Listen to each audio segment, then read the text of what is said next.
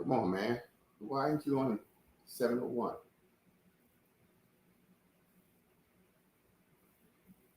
Come on, dude.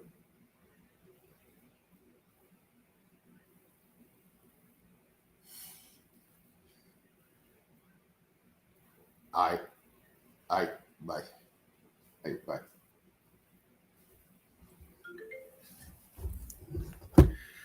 Okay, everybody. It's Wednesday, 7 o'clock. And so you know what time it is. It is, hold on. Let's see if we can turn some of these graphics. No. There you go. Hey, everybody. Welcome. It's Wednesday, and so you know it's time. Chasing gazillions ain't the same as making millions. I'm your co-host, Anthony Bowling with the Anthony Bowling Group, local real estate professional here, providing clients with representation in both commercial and residential services here in the District of Columbia, Maryland, DMV area. My partner and co-host, Fernando Palacios, is with Hillco Real Estate, international, national auctioneers, realtors, and Fernando is out there somewhere in the world and will be zooming in here shortly. I want to thank you all for joining us every week. I think this is our 19th episode. Fernando keeps track of the episodes and all. And it's a weekly opportunity. Wednesdays at 7 p.m., where Fernando and I, two real estate professionals who've been active in the real estate industry individually more than 30 years. And we come on every Wednesday evening and bring to the audience information, resources, tidbits, all off the dome from us, from our experiences, because we are active, transactional real estate professionals, and we've seen a lot, we see a lot every week, and we want to share that with you. If you're a real estate professional, if you want to become a real estate professional, if you're in the business as an investor, developer, owner, we touch on a variety of topics and bring you a tidbit here over the next 30 minutes. Sometimes it goes longer. Last week's episode, for example, was an incredible episode. We had a special co-host on our program last week. That was Benjamin Soto, Premium Title and Escrow. And he broke down the TOPA rules and regulations here in the District of Columbia for residential single-family properties and for multifamily properties where there are 5 units or more. He gave us the timelines. He talked about the papers and the documents that are needed to successfully file your TOPA notices. He talked about who had the responsibility and the burden of filing those TOPA papers.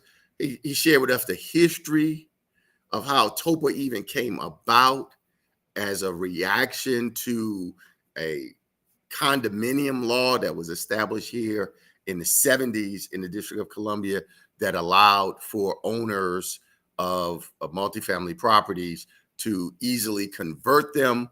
And that Condominium Act, I think of 1972, at least in the 70s, had the unintended consequence of that Condominium Act was that a significant number of residents and tenants here in the District of Columbia were being displaced as their apartment buildings were being converted into condominium units. And so in response to that, our city government, our city council members, enacted the Tenant Opportunity to Purchase Act, or TOPA as it's referred to, which granted to those tenants of units 5 or more the right.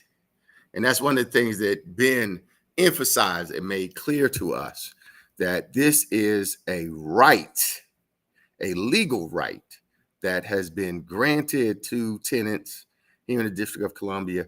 It now gives them the opportunity to respond to legitimate offers of sale of their buildings, and gives them statutory timelines in which landlords, owners of properties, must provide certain minimum timeframes to allow tenants the opportunity to buy their properties. TOPA, Tenant Opportunity to Purchase Act. It doesn't guarantee that they will be able to purchase, but it does afford them now the opportunity, one, the right to get notice that their building is being sold, and two, time to go out and, as Ben told us, go out and form an association amongst the tenants, to then have that organization, that newly formed association of tenants, come together and respond and provide a response to the owner as to whether or not the association members are in fact collectively seeking to purchase their building. And Ben made it clear to us, where there are 5 or more units, only the association can respond to the offer of sale. And if there's 7, 8, 9 units, then you need to get 51% of the tenants to agree to be a part of the formation of the association. And Ben then told us, even then, once the association has exhausted its 45 days in which it has time to form and give their written notice to both the owners and to the DHCD, District of Columbia Housing Community Development, Rental Sales Division, used to be Conversion, but Rental Sales Division, give notice of their intent to buy, then the tenants still get another statutory time frame, another 90 days to then identify appropriate financing. And during that 90 days, or after the landlord is given notice and the tenants in their first 45 days, when the landlord gets a third-party contract from someone else, that's fine. That buyer, the 45-day period doesn't reset because you've gotten a purchase offer. Again, the tenants have the opportunity to seek and get 90 days to obtain appropriate financing to buy your building. And if they are successful in obtaining financing and getting a lender to agree to provide them with financing in those 90 days, then they can, they are then given an additional, I think he's told us, 190 and 45 was 135. And then they're given an additional either 180 or 240 days to go to settlement. It can be a lengthy process. It does extend more time to the process for a seller. Oh. I'm sorry, everybody, ladies and gentlemen. I was distracted in, as usual, my own voice Come on, man. And I just, I apologize. I did not see my partner, my friend, Fernando, over here in the corner, waving his hand, saying, "Put me in, coach. Put me in, coach." Welcome. Weekend. All right. Well, we're glad you could join us. I was merely recapping, as you should have heard, the fantastic program that we had last week with Ben Soto for Premium Title, and I was recapping some of the highlights of that program. Hey, everybody, couple of things. When you're watching any of our programs on YouTube, please subscribe to our channel. Hit subscribe so you get the notices whenever we go live, and you'll get whatever we're going live with. Now, I will warn you, I have gone live just eating dinner when it's special, right? You like to eat. You like to eat. I do like to eat, but I assure you, if I go live, hey, you know what? This light, I just noticed this light. I'm here at the historic Kappa House, and I think this light is right in your eyes, and that's not good. I just you look a little thinner this week, dude. You look a little thinner, not as puffy. You look good. Not as puffy. Well, I'll tell you about that. Before we get started with today's show, I'm glad you asked about that, and I appreciate you recognizing that. This weekend, I went bike riding, and just not some. I mean, and I'm on that app called Striver, where you have your friends and all. They keep track of what you're doing and what you're not doing. And I have this little slogan, or this little section called "From the Bedroom to the Basement." Right? Nice. It's my way of like, hey, yeah, I belong to a gym. I do this, I do that. But the truth is that, dude, I don't know about you, but I have a lot of equipment down in the basement. Got an elliptical. I used to have a bike. I got weights. I got total gym. Okay, it's in the basement collecting dust. And I was like, dude, if I can't even get from my bedroom to the basement to improve my health, right? So I just started. That's my slogan, for the bedroom to basement. You're an ex-athlete, a real athlete, like you're a baller. Yes, and look how far we have fallen from. Oh, I feel good about myself.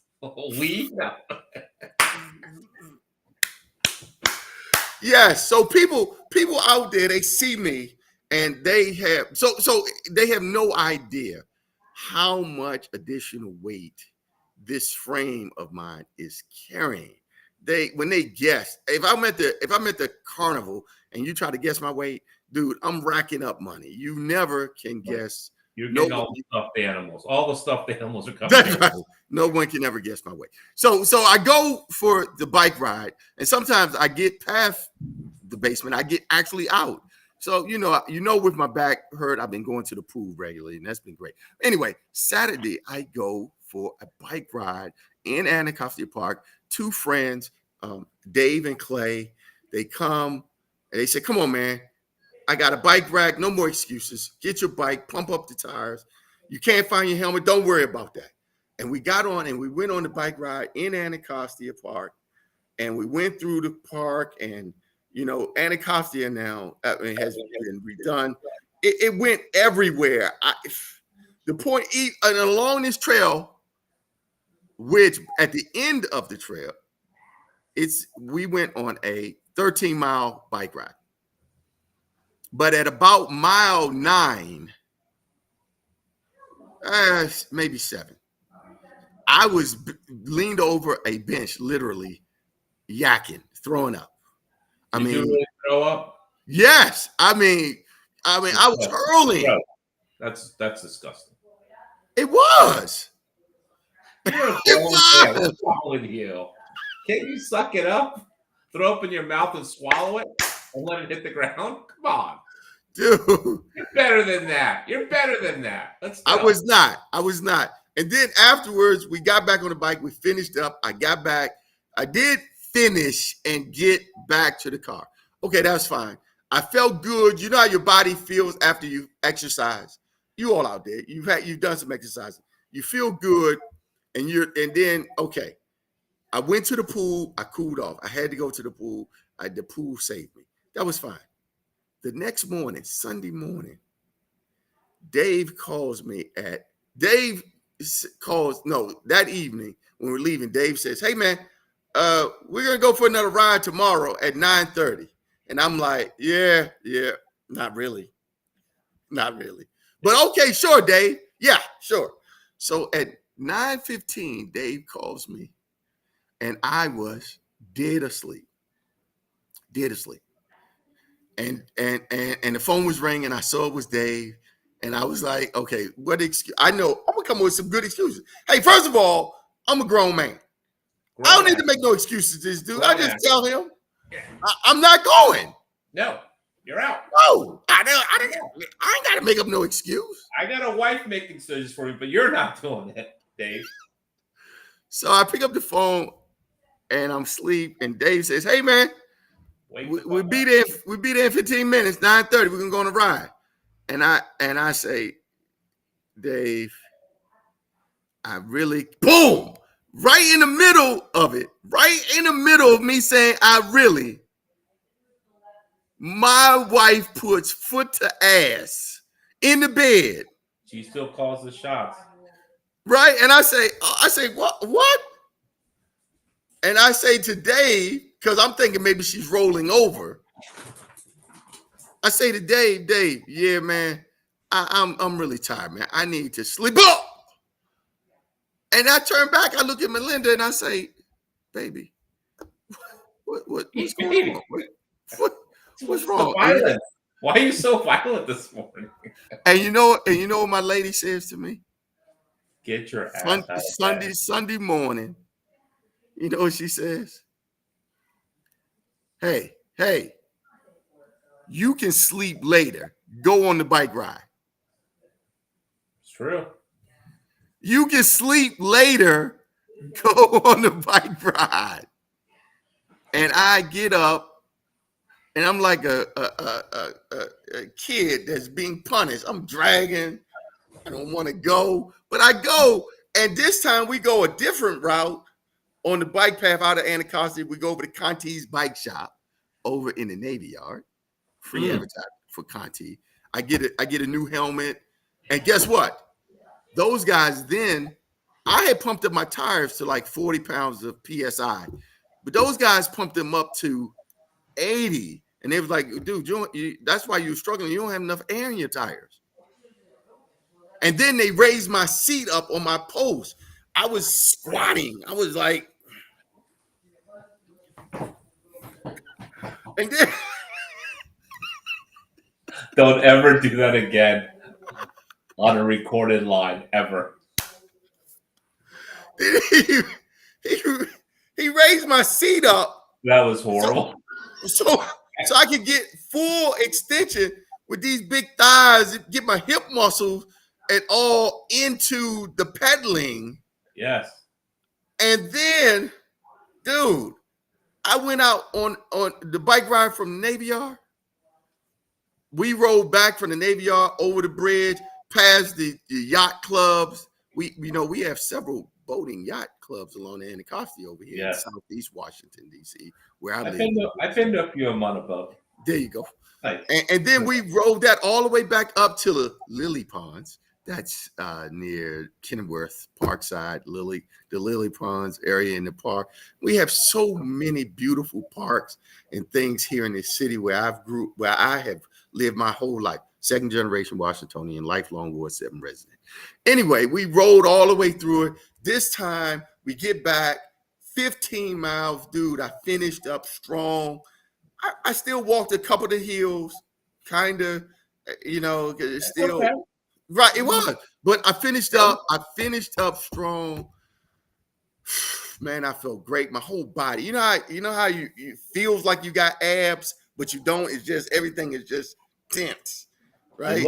looks good on you, man. Dude, Seriously. I was so excited, and so we're trying to get out in the evenings now, just go on a bike ride. But I'm looking forward to this weekend riding, man. I'm like I am not going to. It's like a new babe or something, man. I'm not letting this one go. All right, so here's my week. Okay. So I'm down in New Orleans with that auction. Yeah. Wednesday night, I'm at 287,000 gross sales for all the properties. I am. Wow. I am. I When we called. talked, you were only at 40. Yeah, no, it was horrible. So I call up my good friend in Miami, my best friend in Miami, and I said, I think it's over. You know, this run in New Orleans is done. You know, it was a great 10-year run, but this is going to be a real stinker. I think they're going to, you know, probably go look another way for another auctioneer to help them out down here, and I'd be okay. It was a 10-year run. It was a great run. Great run. Never had a stinker in 10 years. 14 auctions on one stinker. Wake up the next day.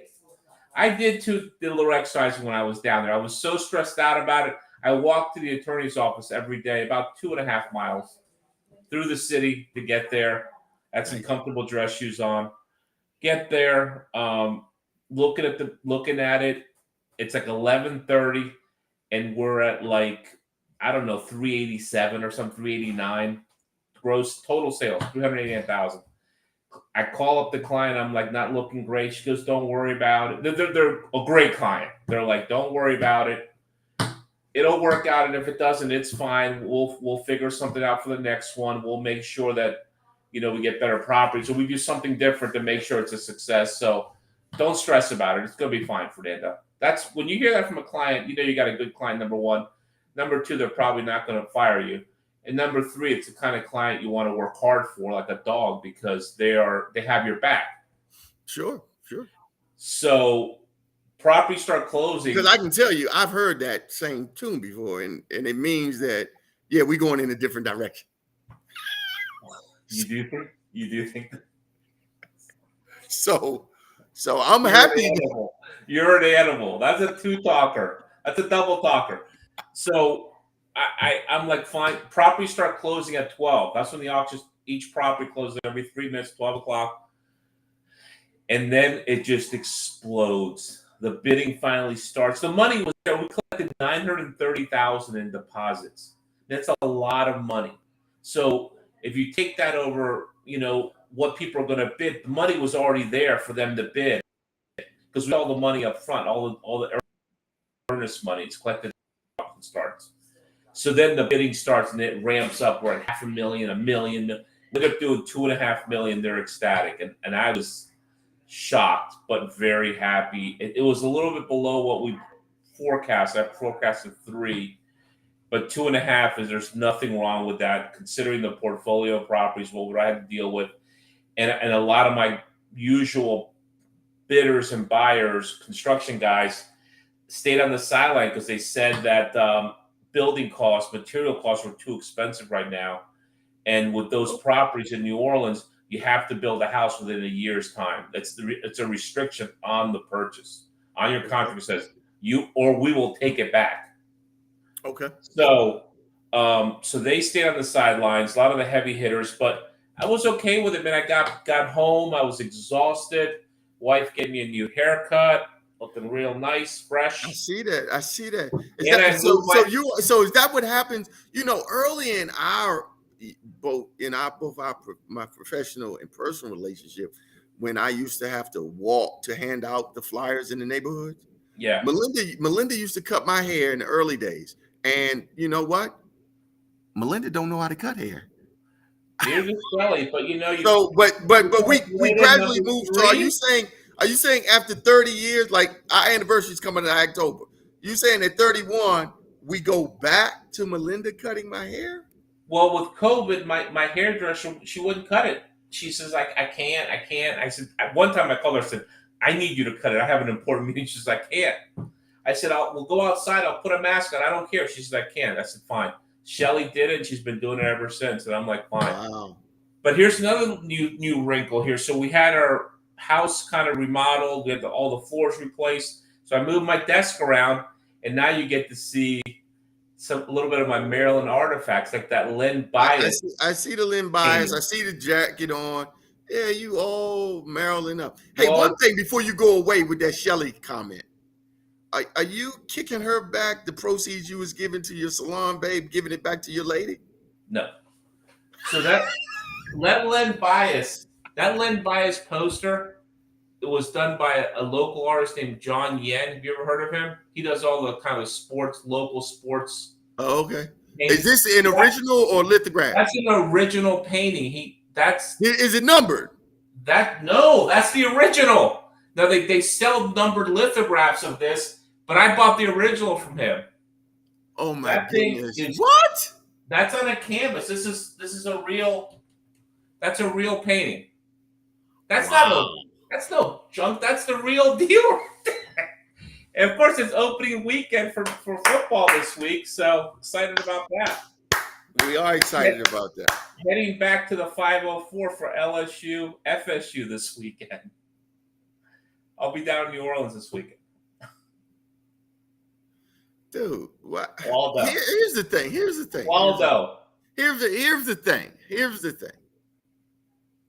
And this is what you need to know about me as I put another brick in the foundation of our personal and professional relationship. Here's what you need. Season 1, episode 19. Go ahead. Season 1, episode 19. Here's what you need to know about me. Now, one, my lady says I'm passive aggressive. I don't really subscribe to that because I don't really know what that means. You're aggressive. You're just There's nothing passive about it unless you can't hear. If you can't hear, then it is passive. Okay. But here is what you should know, brother. Yeah. I'm happy for you, all this traveling you're doing, all these places you're going on. I'm not mad at you, man. It's a blessing. I'm one of those dudes that I see other people being blessed. I say, Lord, thank you for all the blessings. Don't say but. Don't say but. Don't do it. That you give to Fernando. Don't do it. Don't do it. I'm begging you. Go ahead. Okay. I'm just asking you, could you invite a brother to go and share and some of the things? I won't. More likely than not, I won't be able to go. I'll turn you down or whatever. But I just like to be invited. That's the only child. That's what she said. That's the only child in me that suffers from this. Singleton. Is that what it is? You got a bad case of FOMO. FOMO? Fear of missing out. FOMO. I do. And I can trace that back to an experience that I can't share on this episode, this show here, about where that stem from. That's for another time. But yeah, man, how about you just holler at a brother and say, hey, man, you think you can roll with me this week to go down to wherever you're going? And I say, wow, that's exciting. And then hear about all the things you're going to do. And then I say, no, I can't, but I'm happy for you. And then I go tell my lady, hey, look where Fernando's going. Maybe we should go. We're not here for a long time. We're here for a good time. Remember that. I do remember that. But here's the thing on that. You are, in fact, having a good time.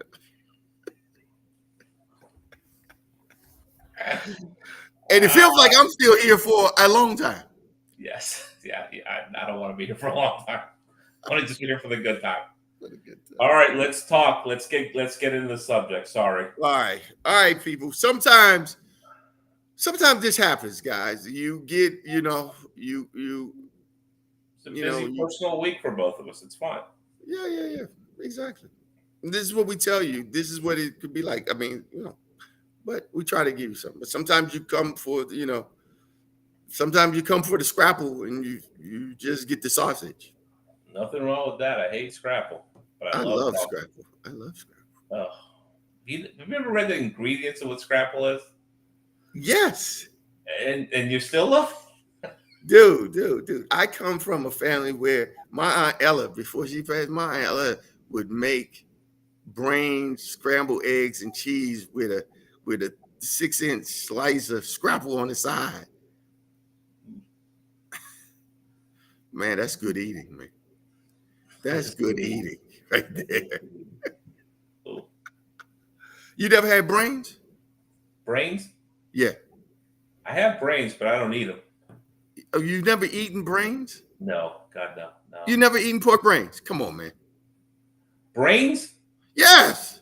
No, I haven't eaten brains. Oh my God. Are you kidding me? No.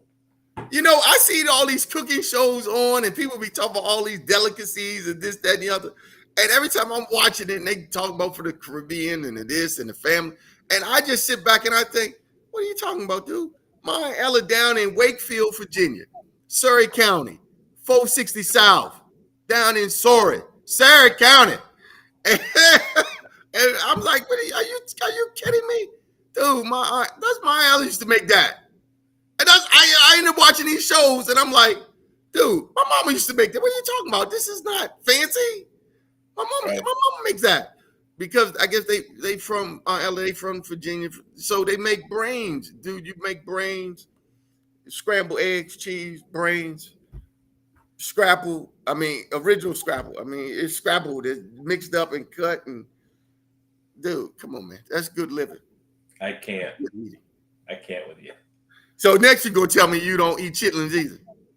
Oh no, I eat that. Oh, you eat chitlins. Peruvians eat cow heart though. You ever eaten cow heart? No, I don't think I've eaten cow heart.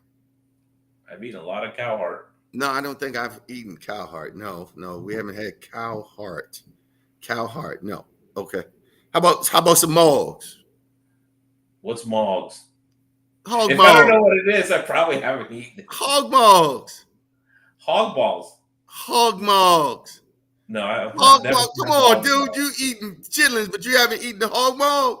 What is a hog ball? I mean, I know what it is, but it's a mog, not a ball. Hog mogs. It's the other side of the pig when you ain't eating the intestines. You know, come on, man. You know I don't know where you come from. Where we come from, we eat from the rooter to the tutor. Mostly the tutor sounds like. From the rooter to the tutor. Mostly the tutor. We all know what that is, the tutor.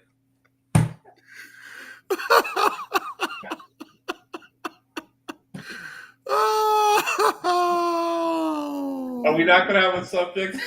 We are. We can just talk. It's fine. We're at 35 minutes. We haven't given anyone anything of value yet.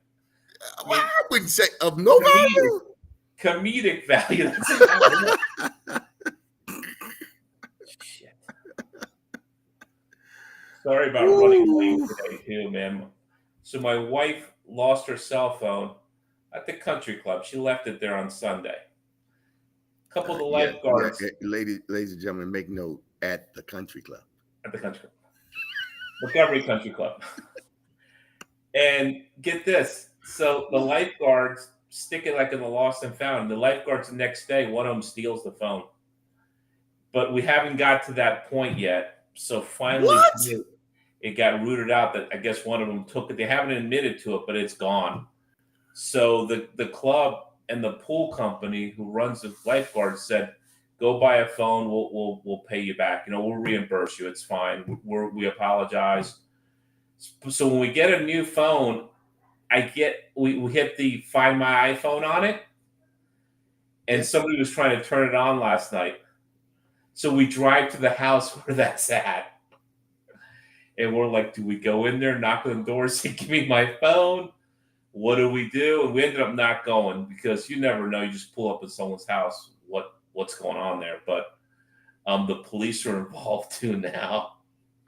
Dude, I thought you lived in Montgomery County. Where do you live? In Montgomery County. There's shit happens here too. What? Oh yeah. I did not know that. Stealing an iPhone at the Montgomery County Country Club. That right there, that's got to be like some kind of first in the history of Montgomery County. It is by far the most undesirable country club in the county. It's not fancy at all. It's a great golf course. The golf course is really spectacular, but the club itself is not that nice. It's not that fancy. It's adequate, but it's 2 miles from my house, so I can go there, have a few cold ones, and drive home without killing anybody. Nice. Yeah. Hey, guess what? Guess what? What? There's some things you can count on in life. Virginia Bushcracker is one of them. And here he is. Here he is. I got. Even when the show goes off the rails, when the show is on its way to nowhere, this guy hangs in there with us and says, Mr. Bowling. First of all, I'm looking around saying, holy shit, is that my mama's ex-husband? Now he's called me Mr. Bowling. My daddy was Leo Sims, but okay, that's another ism of mine. I thought you were from the city. Loads of laugh. Yes, I am second generation. He's probably thinking about me. No, Washingtonian, that's true. However, my mother was the baby, born last of 13 children.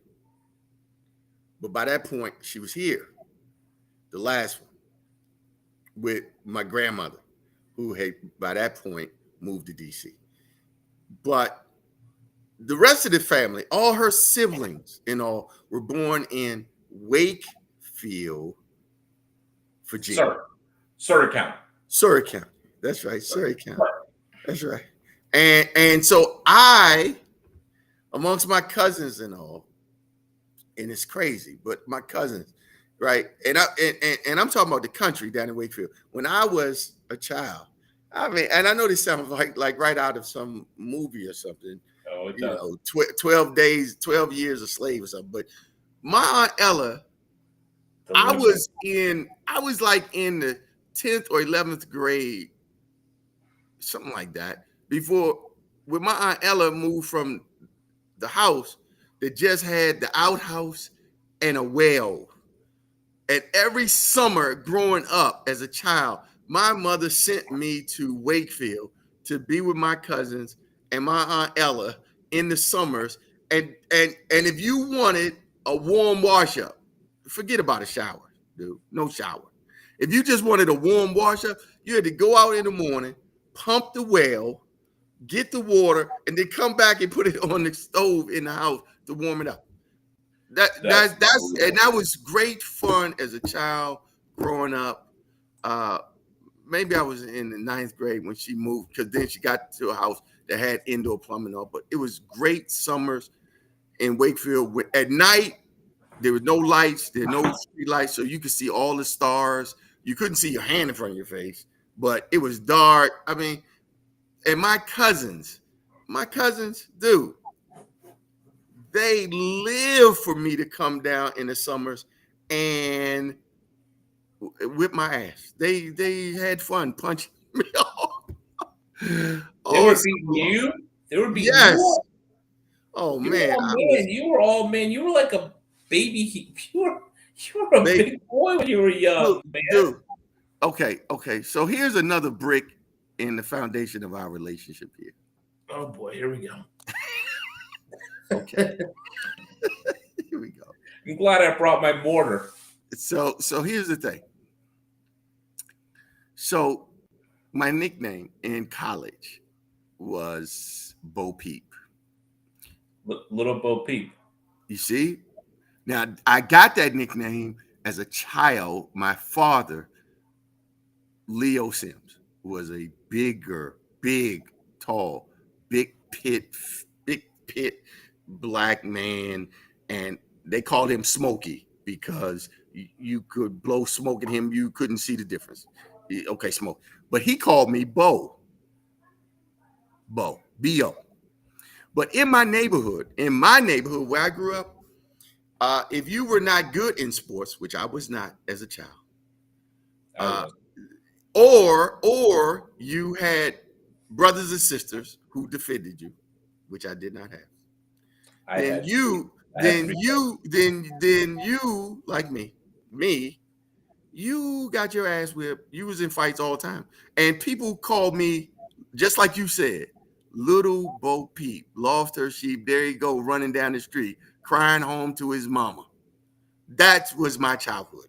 You're a singleton. And Then you got some get back when you got older and got bigger, I bet. I bet you there know was some what? get You know back. what? Here's a strange thing. My cousin Andre, my Lil died, and I was in the 9th grade. My cousin Andre came to live with me. I was in the 9th grade. Yep. I just left Rabault, 9th grade. Oh, no, I was in the 7th grade, just entering Rabault. He was in the 9th grade. He was 15. My cousin Andre came from a side of the city. I mean, you couldn't recognize it now. It's over in that Bloomington area now. I mean, it's all beautiful off of U Street and all. Yeah, but back then it wasn't what it is today. The And corridor. so Andre came to live with me, and Andre was like, "Dude, what's going on here? Why are you not fighting back? Why are these little dudes around here punking you?" I was like, "Well, I don't want to fight. I don't want to make way." So Andre, now what I'm telling you is that in my neighborhood, I was the whipping board. I mean, but I'm not even kidding you. One time, maybe more than once, a dude was getting beat down, and everybody was standing around laughing. I was laughing. The dude who was losing got up and started whipping my ass just to get the dude off of him. That's how it was. But when Andre came to live with me, Andre was like, "Dude, you my cousin. This can't be. No more. Stop. No more." And I was like, "Okay," but I still went out and I was losing. I was getting punched. And then Andre just put the gauntlet down and made it clear. He just said point blank, "Dude, the next time you go out and you fight and you don't win, then you're gonna get a second ass whipping from me." And that's what he did. And I would get 2, and his would be far worse. His would be far worse. And dude, you only can take a couple of those before you start fighting back. And you learn how to fight back. And that's what I did. And yeah, man. So yeah. That is how I got to the University of Virginia. UVA. Wahoo! Wahoo. Because as you know, and now everybody else knows now, I was soft. My mother didn't allow me to play sports because she thought I would get hurt. And I agreed with her. I thought I'd get hurt too. so smart to go to UVA there, because if you were a football player back then in the DMV, Bobby Ross was probably at your house at least one time. Never. Right. So right. If that's right. If you were a baller, that's right. That's right. And here's the thing: I remember watching you play. You were pretty fucking good. Exactly. But see, here's the thing: very good player. But here's the thing: people don't know. I only played 1 year high school football, my senior year. That's it. Like your son. Well, he got 2. He started right because he was at least he had swimming going for him. He got 2 in. Right, exactly. And so, but I had a lot of pent up hostility and frustration and a lot of stuff, right? And the truth be told, although without exaggerating, I played very well my senior year because, quite honestly, I thought this was it. I thought I was just going to play this, and then I was going to go to Howard and be a dentist, and that was going to be that because that's where I was going. I was going to Howard. My mother was a nurse. My mother had gone to work at Howard University so I could get tuition reimbursement, and that was my plan. So from 8 years on, I was like, "Oh, you're going to Howard," and that's why I wasn't necessary to play football. So because I didn't want to play football, I was a little big, a little heavy, and I used to say, "Oh, my asthma." And so she was my asthma. Stop. Get your puffer and get back out on the field. No, my mother's like, "Don't worry about it, baby. You don't want to play. So I did everything else. I was like stage crew. I was in the band, choir. Dude. You were soft. You were soft. You deserve to get your ass kicked. Hold on. When the head coach came to my house my senior year, sat in the living room to talk to my George mother. Walsh? George Walsh? No. Pope. Pope was the head coach at McKinley my senior year. Oh, he came to my house. UVA. He talked to my mother. He said, "Hey, Miss Bowling, please, I cannot go another season with your big head watermelon son carrying the tuba in the band. Just because he's the only one big enough to carry it doesn't mean he should be playing it."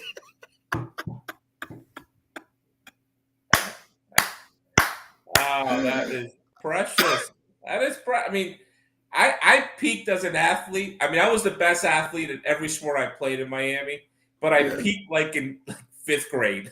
In fifth grade, every sport I played, I was a star on every team I played on. And then you get to high school, you're like, oh shit, everyone's as good as you are, or better. And then you just flatten out. Oh, okay. And then you're done. Not me. Everything just you peaked, up. right? Yes. I peaked way too soon, and I've seen it with my kids' friends and kids that swim at the club. They're unbelievable, like third grade swimmers. But then when they start competing at 15, 16, everyone's as big as they are, and then they're just average. There you go. I mean, that's what happened to me. Then I was just average, and then I joined a fraternity, went to Maryland, and the rest is history. Are you in a fraternity? Yeah, ATO, Alpha Tau Omega. Is that a real fraternity? Is that a real fraternity? Is that a fraternity? That's a real fraternity. Yes. I don't know. Because I'm limited. I'm limited in my scope about fraternity. I know other fraternities exist outside of the Divine Nine for Black people. I know there are other fraternities, but more. Okay. Alpha Tau Omega. Yeah. Alpha Tau Omega. ATO. They're at UVA. Okay, nice. Let me ask you this. Do you all have grad chapters? Do you all do anything with the fraternity after undergraduate school? No. Why is that? We meet at homecoming. But that's back at undergrad. No, after we graduate, I'm saying we get together at homecoming. At your undergrad? Yes. Sorry. Yes. And then but outside of undergraduate activities, your fraternity doesn't like for me. I'm a member of Kappa Alpha Psi Fraternity Incorporated. Is that a fraternity? What fraternity is that? Never heard of that.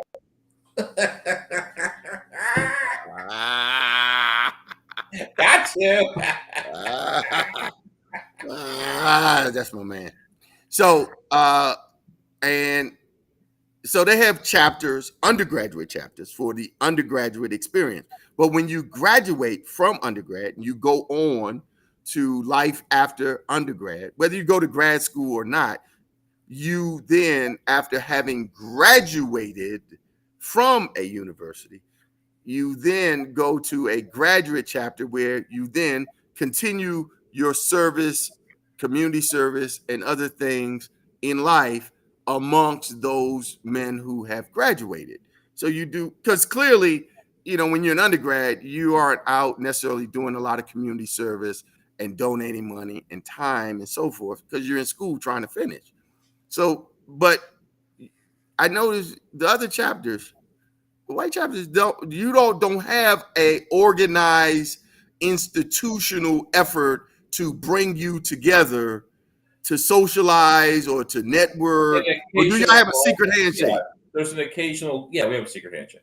An occasional golf tournament. There's an occasional meet at home. Not homecoming's like a big deal. Everyone shows up to homecoming. You can meet at the house. We'll meet at the main parking lot at Maryland. We'll tailgate together. Nice. The secret handshake's a funny story, man. So I was kidding. Is it really? It is. When I was in college, we used to travel to all the other universities that had ATOs for football games, basketball games, me and my buddies. And some of them were ATOs, some of them weren't. So I had to give them the handshake because when we get there, they would make sure we're ATOs, right? So the funny thing is, I've taught all these guys the handshake. They don't remember it, and they're like, "Tell us the handshake again." I'm like, "Nope, you had it." But it was so long ago they've forgotten the handshake. But we used to use that handshake. Went to Wow. Michigan, UNC, UVA, Clemson, Penn But State a now bunch it's of like times. it's like the word. It's been lost now. You can't get it back. No, I still know the handshake. Oh, you Very, do. it's it. Oh yeah, I know it. Yeah, I mean, I was in Hell Week for a week. I got abused for a week straight. I know the handshake. That's Right. burned in my brain. Okay. And by Hell Week, you mean that's a week of intense book reading as opposed to any hazing that may have gone on, which would be illegal, and you wouldn't be admitting that publicly right now, would you? It's 1983. A lot of things happened in 1983 that aren't happening now. Let's just say that. By the way, one of the hazes on me was to shovel all the snow around my fraternity block. I'd never seen snow before. It was the first time I saw snow in my life. And my reward for that was I had to shovel all the snow of the sidewalk completely around my fraternity. Took me hours. I was exhausted. I hated snow. Mm. Yeah. That would be scarring, I'm sure. Oh, and then they made us eat Scrapple too. That's another reason why I hate Scrapple. We had Scrapple for breakfast every morning, and they would read the ingredients as we're eating. Like, come on, man, what are you doing to me? But you're so hungry, you don't care. You'll eat whatever. Yeah, that was fun. All right. Well, what a great show. I know sometimes life happens, man, and you got to embrace it when it's happening. Yes. And that would be the lesson for you real estate professionals, aspiring real estate professionals out there who have been watching this show today. Looking again, this isn't textbook, this isn't classroom setting. This is just what Fernando says. Sometimes things happen in life, man. And you gotta You gotta keep it moving. Yeah. If you sometimes you gotta turn mincemeat into scrapple. Honestly, one of our best shows ever.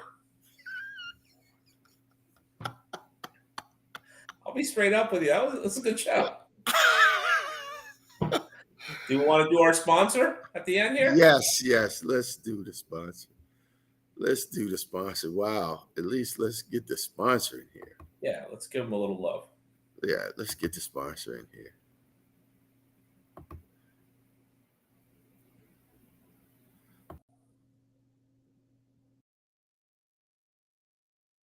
Calling all golfers and brunchers. Please mark your calendar to join the Global Scholars Foundation for a 2-day event hosting the 3rd annual golf tournament and newly added jazz brunch at the Woodmore Country Club in Mitchellville, Maryland. The 2-day event will kick off on Sunday, October the 2nd with a jazz brunch and continue on Monday, October the 3rd for our 3rd annual golf tournament. Please visit our website at globalscholars.foundation for more information and to register for this event. All right. Very nice. Yeah. You got your people you all lined up. Are you going to be in town? You going to attend this? Your people going to come? If I'm in town. If you're in town? I thought the idea was to plan to be in town for this event. Waldo cannot be kept down. Okay? Dude, are you one of those dudes like when you're dating and all you can't commit? You one of those dudes who like on Monday, you say, hey man, you want to go to movie Saturday? I don't know. On Tuesday, hey man, you want to go to movie Saturday? I'm not sure. Thursday, hey man, you want to go to 2:00 show movie on Saturday? It just depends. And you one of those dudes who like on Saturday, when everybody else has already committed and gone off to everything, then you call a brother up at 1:30 said, "Hey man, you still want to go to that 2 o'clock movie?" And then I say, "Yeah, man. Yeah, I've been sitting here waiting." You are such a singleton. It's killing me. It's all coming out of you right now. And then I'm like, "Yeah, man. I've been waiting all week for you to figure out that you ain't got nothing else you want to do and to do it with nobody else. And now, yes, I'm here waiting alone for you to call and say, yeah, man, yeah, let's go to that movie." And then you say, "Well, can you get your mom to come by and get me and buy me tickets?" Because I didn't tell my mother about it. And now this is, and then you say, I say, "Well, why not? You can't get no money from your mom to go to the movie?" "No, why not?" "Because it's last minute." And she told me if I wanted to go, I should have planned it earlier. Your mom's tough. Let's plan on meeting for brunch soon. That was nice. Hold on. We catch, sometimes at the end, we miss the Virginia Bushcrafter's last thought. He always gives a parting thought, but we caught it this week. Yeah, man. This is good. It's good to mix it up every now and then. I'm in Texas, chilling in hot weather. Okay. What? Couldn't miss Fernando and Anthony. We love you, man. We love the Virginia Bushcrafter. That's a real fan. That is a real fan. We love that, man. Speaking of real fan, yeah. You want 2 tickets to the Maryland game this weekend? 50-yard line. 12 rows up. Is this football? Football. Okay. The football team, like the varsity football team? Division 1. 50-yard line? 50-yard line. 2 tickets. 2 tickets for you and your lady. Well, how about me and my daughter? You and your daughter. I can overnight them to you. You'll have them Friday. Dude, come on, man. Yes. On the 50. Great seats. On the 50. Wow. Thank you. Yes. Thank you. On the 50-yard line. Now, by 50-yard line, I don't know how this really works. Is the box over the 50-yard line? I'll put it to you this way: the 50-yard line. Your daughter will be on the 49. You'll be on the 49. The 50-yard line will go right in between both of you. Is that 50 enough for you? That sounds exciting. 11, 12 rows up. Spectacular. Spectacular. Well, nothing. Those are my season tickets, but I can't go, so someone's got to use them. Okay. Well, I will certainly use them. I will take my daughter. That will be quite a surprise, but I need to let her know that right now because 23-year-olds, She might be busy. Yeah. She's not waiting till Saturday talking about what I'm doing. I'm telling you on Wednesday, I think this is ample time. Right? It is ample time. I can get either one of my ladies, but I'm gonna go with my daughter first. Text me your address. They'll be in the FedEx tonight. I'll run over there and put them in there tonight. Bet. I'm gonna do it. All right. That's how I roll. That's how you roll. That's how you get down. Thank you. Hey, Virginia Bushcrafter, thank you. We're out. We appreciate the love. Nice hour show. Yeah. All right, guys. So next week we'll talk foreclosure. It's a great topic. Next week we got a great topic on foreclosure for next week, right? Because it's a shifting market. Interest rates are going up, and there's a lot of foreclosure. So there's it's both sides. We're not going to just talk about the guys, the auctioneers, and all those guys who are doing transactions, but also what you as a consumer, as an owner, if you are facing foreclosures in this market, if you find yourself, while all the news is saying rates are going up, lenders are making money, everybody's doing deals, but you're struggling, there are things that are available for you as well. So we'll cover that on next week's show. Yeah, and sorry I was late today. Were you late? Don't worry about it. No, it gave me a chance to talk to the people. But once I got here, I was late. But once I got here, I was definitely on time. You were. Always. Okay, everybody. I'm Anthony Bowling with the Anthony Bowling Group, an affiliate of Keller Williams, full service commercial and residential real estate professional here in the District of Columbia and Prince George's County, Maryland, providing services to my clients as a licensed real estate professional since my junior year, attending the University of Virginia in 1980. Wow. 86. Wahoo wah, wahoo wah, give a cheer, Virginia. And I'm here with my partner. No, there you go, Fernando, who you can see. Well, I'll let you tell him about all the M's and the this and the that. Go ahead, Fernando. Mr. Terp here. There you go. Hilco Real Estate, Terrapin Realtors, just here, having a good time discussing real estate and life. And hoping to bring some knowledge to people and let them know that, it's okay to sometimes just talk to a friend. Exactly. Serious. Just have a conversation. It's the best. It is the best. All right, my friend.